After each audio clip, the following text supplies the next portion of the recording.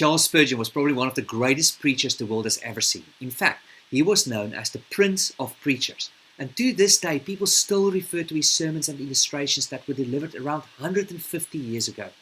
In one of his messages, he told the true story of a man who had complete faith in the Bible verse that says that God will work all things for the good of those who love him. To be honest, the total opposite seemed to be the case with this guy, because he happened to be a Protestant preacher during the reign of Mary I of England, who were a Catholic.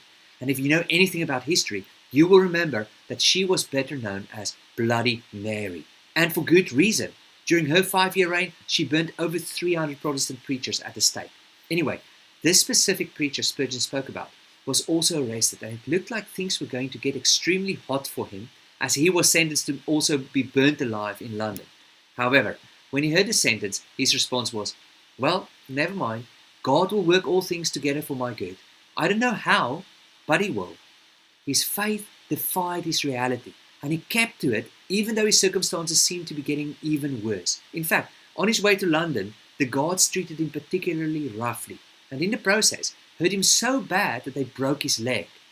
And then they mocked him, saying, "So tell us, preacher, how will this work together for your good?" And in the midst of his pain and humiliation, he simply said, "I don't know how, but it will." And as he was so severely handicapped by his injury, though, the guards had to take time to put a man's leg into a splint before they could continue their journey. Because of this delay, the group arrived in London a day later than the guards had anticipated. But the night before they arrived, Queen Mary died, and her Protestant sister, Elizabeth I, had taken the throne. And in one of her first acts as a new monarch, instead of burning the man at the stake, Elizabeth pardoned him. And although his broken leg seemed like a bad thing at the time, God used it for his good by saving his life through the delay it caused.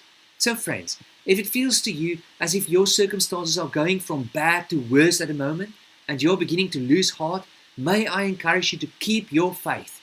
Who knows, you may just discover that God does indeed work all things for the good of those who love him, even if you don't know how it is going to happen.